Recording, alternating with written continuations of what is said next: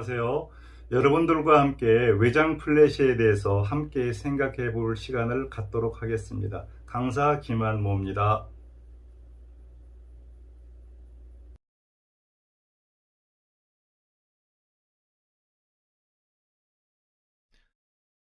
자, 대표적으로 슬로우 싱크로가 많이 쓰이는 경우가 야경 촬영에서 인물을 함께 찍을 때인데요. 보시는 것처럼 이 석장의 사진을 보면 강물이 반영된 저 붉은 기운이 첫 장에서는 잘 안 나타났고 마지막 장에서는 아주 잘 나타난 걸 알 수가 있는데요. 여기 보시면 플래시 빛을 받은 이 인물은 밝기가 거의 유사합니다만 요는 이 배경의 분위기입니다. 따라서 이 배경의 밝기를 밝게 하면서 인물도 제대로 나오게 하려고 하면은 30분의 1초로 한번 찍어보고 15분의 1초로도 찍어보고 4분의 1초로 찍어봐서 이 배경이 어떻게 바뀌는지를 파악하면서 찍는 것이 중요한데, 조리개는 만지지 마시고요. 셔터 속도만 한 단계씩 느리게 찍어보는 겁니다. 그러면 급기야 여러분들이 가장 이상적이라고 하는 밝기의 사진이 나올 수가 있습니다. 삼각대 쓰는 거를 추천드립니다. 자, 헬스장에서 운동하고 있는 체육인을 찍어 봤는데요. 여기서도 보시면 얼굴은 상체는 움직여 보이지 않지만 좀 빠르게 움직이고 있는 다리나 손은 움직임이 나타났어요.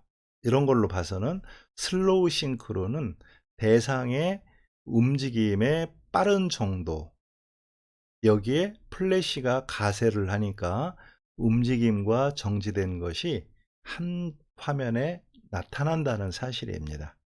이때도 역시 삼각대를 사용하고 천정 바운스, 즉 직접 몸으로 발광한 게 아니고 천장이 있기 때문에 여기다가 바운스를 함으로써 사진이 좀 부드러워진 걸 알 수가 있습니다. 자, 달리는 사람을 이렇게 찍어 볼 때도 역시 15분의 1초로 설정을 하고 뛰는 방향으로 카메라가 같이 움직여 보는 겁니다. 그래서 보시면 모델이 오른쪽으로 뛰고 있으니까 카메라도 오른쪽으로 쭉 가면서 찍게 되면은 사람과 카메라는 속도가 거의 비슷하지만 배경은 상대적인 속도를 갖게 되기 때문에 뒤에 있는 이런 무늬들이 조형적으로 나타나게 되는 거죠. 그런가 하면 15분의 1초 정도로 찍으면서 렌즈를 줌밍을 해보는 겁니다. 즉 망원에서 광각으로 또는 광각에서 망원 쪽으로 요 링을 돌리면서 찍게 되면은 이랬던 사진이 정지되어 있던 이런 사진이 이런 이제 느낌을 달리 갖게 되는 그런 사진이 되는 겁니다. 그래서 여러분들이 슬로우 싱크로는 매우 중요한 아이템이다 라고 생각하시면 좋겠습니다. 국민 모드라고 불리우는 세팅법에 대해서 알아보도록 하겠습니다. 예식장이라든가 행사장 등 어두운 장소에서 촬영할 때 적용되는 설정법인데요.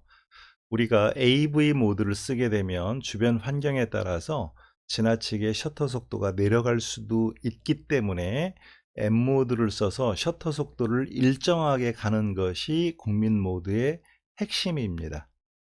그래서 우리 카메라의 모드를 M 모드, 셔터 속도는 60분의 1초로 설정을 하고요. 조리개는 5.6으로 또는 4 정도로 설정을 합니다. 이때 ISO는 400 내지 800 정도를 권유하고요. 이렇게 해서 플래시 모드는 ETTL로 쓰게 되면 웬만한 행사 사진은 큰 무리 없이 찍을 수 있다는 것이 국민 모드 세팅법의 핵심입니다. 이때 역시 화이트 밸런스는 자동이고요. 보시는 것처럼 왼쪽 결혼식 사진은 플래시를 바운스해서 주변을 좀 아웃포커스로 많이 날린 사진이고, 오른쪽 사진은 직광으로 신랑 신부가 하객들의 박수를 받으면서 퇴장하는 그런 모습인데요. 이런 것은 역시 수시로 촬영 환경이 바뀌는, 즉 밝기가 바뀌는 상황이기 때문에 국민 모드로 세팅하시면은 거의 실패 없이 찍을 수 있다는 겁니다. 자, 멀티 플래시 기능입니다. 자, 용어가 이제 점점 낯선 것들이 나와서 다소 좀 어렵게 느껴지실지 모르겠는데요. 멀티, 그야말로 플래시가 여러 번 터지는 겁니다. 그래서 니콘에서는 리피트의 줄임말인 RPT로 설정을 하고요. 캐논에서는 멀티라는 그 기능을 설정하는 건데, 역시 모드 버튼을 눌러서 이렇게 설정을 합니다. 자, 요 석장의 사진을 보시면 파랑개비가 돌고 있는 상황이거든요. 어떤 상황? 파랑개비 앞에다가 선풍기를 틀어놔서 윙 돌고 있는 상태를 멀티 프레시 기능으로 써봤는데, 여기 보시면 멀티 기능이 설정이 되어 있고 플래시 광량은 128분의 1이고요.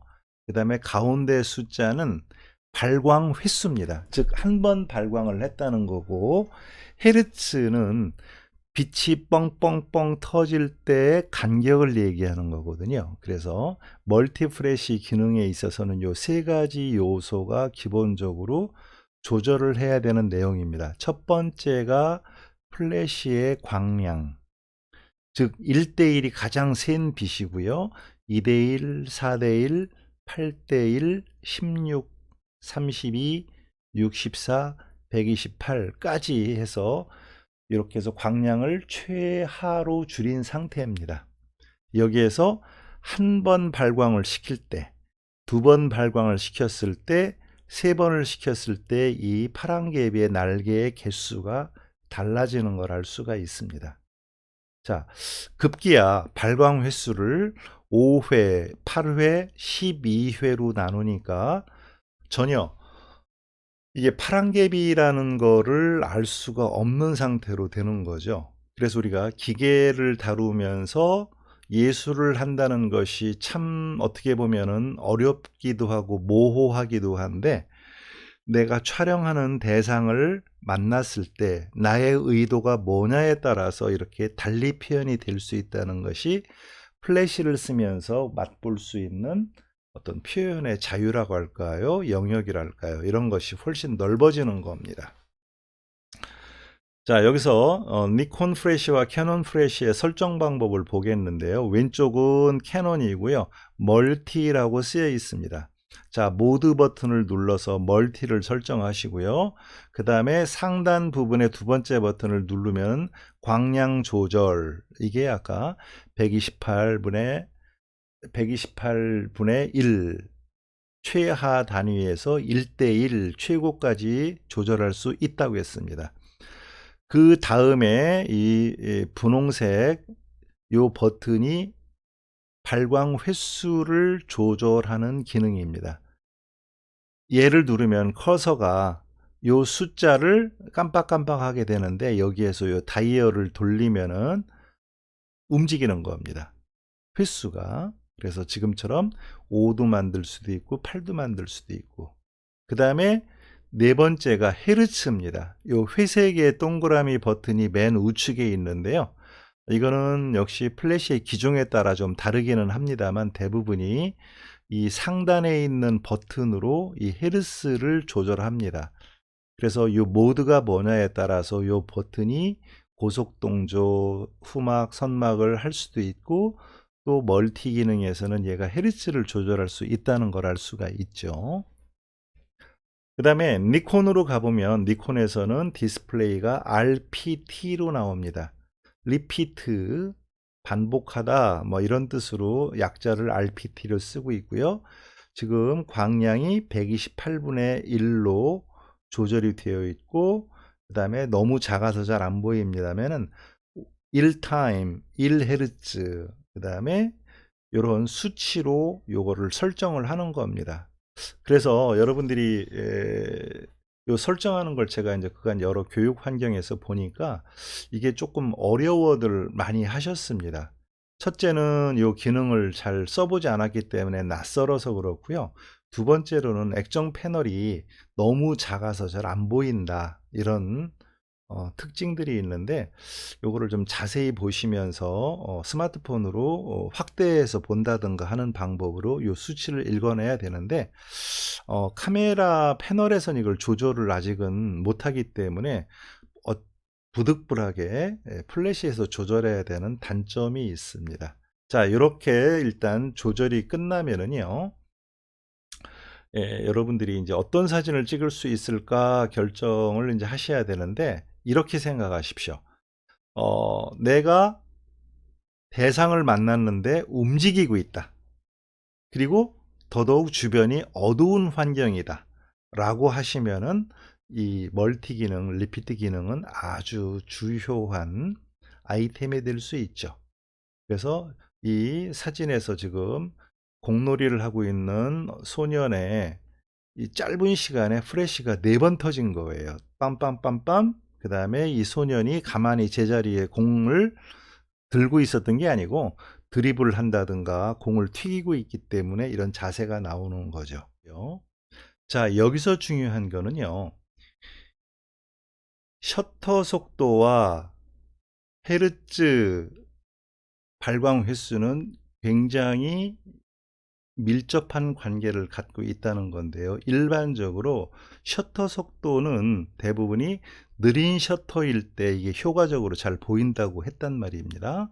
그래서 일반적으로 1초로 찍어야 되는 경우가 일반적으로 많은데, 1초를 찍기 위해서는 4Hz와 발광 횟수를 4로 했었을 때 4분의 4니까 1이죠.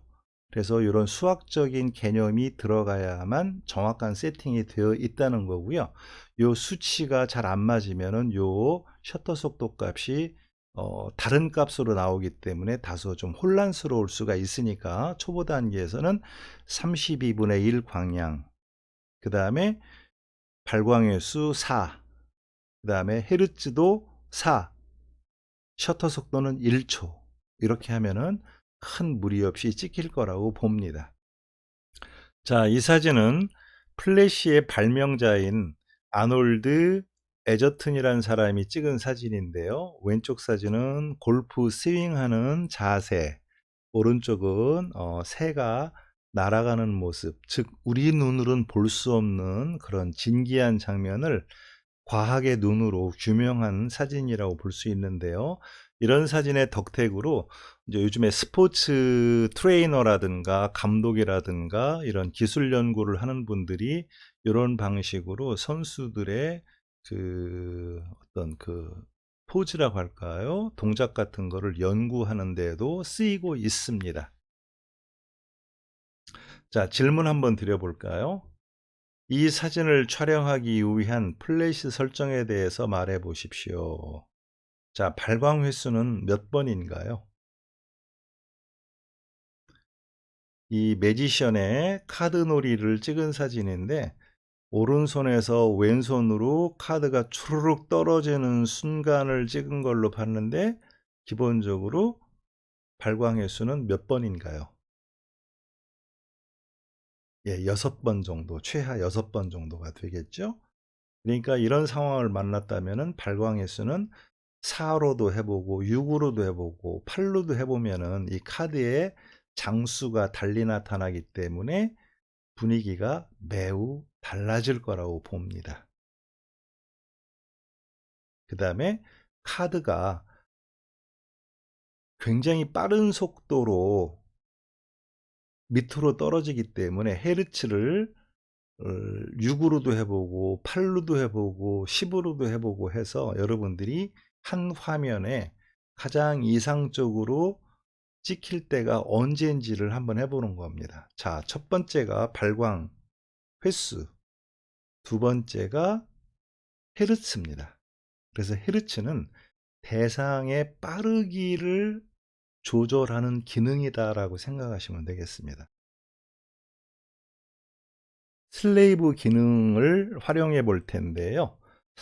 용어들이 좀 낯설어서 여러분들이 좀 어렵게 느껴지실지 모르겠는데, 이 마스터 앤 슬레이브 기능은 내 카메라에 장착된 플래시가 메인이 되고 서브인 플래시들이 동시에 터져 줌으로 해서 마치 스튜디오에서 찍은 것처럼, 아니면 빛의 효과를 좀 더 드라마틱하게 내고 싶을 때 쓰는 기능입니다.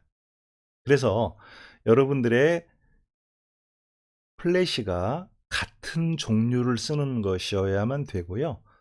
브랜드가 다르거나 기종이 다르면은 이게 안 될 가능성이 매우 큽니다. 그래서 기본적으로 여러분들이 혼자 여러 개의 카메라와 플래시를 갖고 있기는 어려우니까 어, 동호회라든가 이런 분들이랑 같이 촬영을 나가셨을 때 기본적으로 써봤으면 좋겠는데요.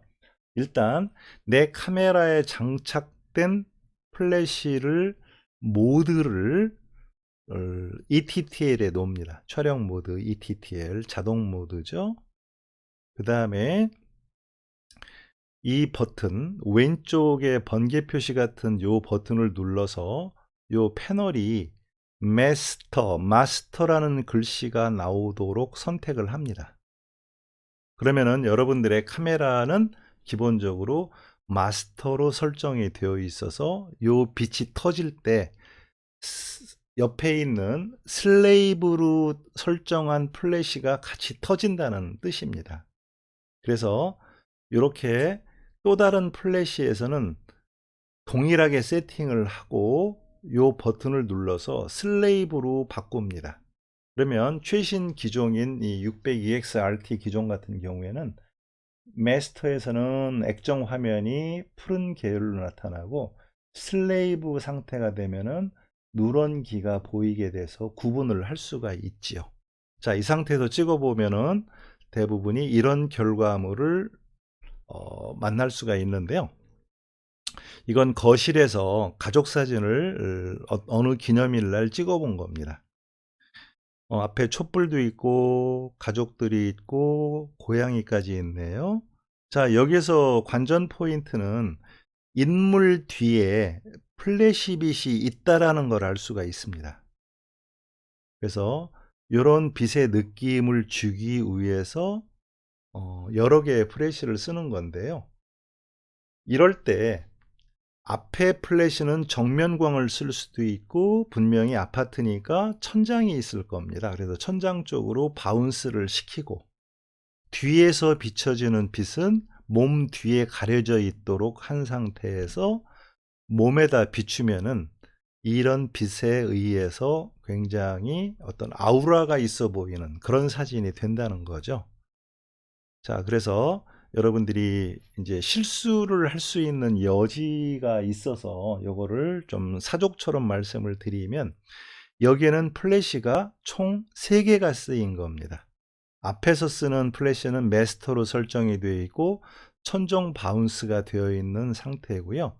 뒤에 있는 플래시는 삼각대에다가 놓으면 좋은데, 스탠드에다가 거치시키면 좋은데 그게 없어서 그냥 탁자 위에다 놨더니 이 가족 한 명 뒤에서 몸에 완전히 가려지지 않았다 보니까 이렇게 빛이 새어나온 경우입니다.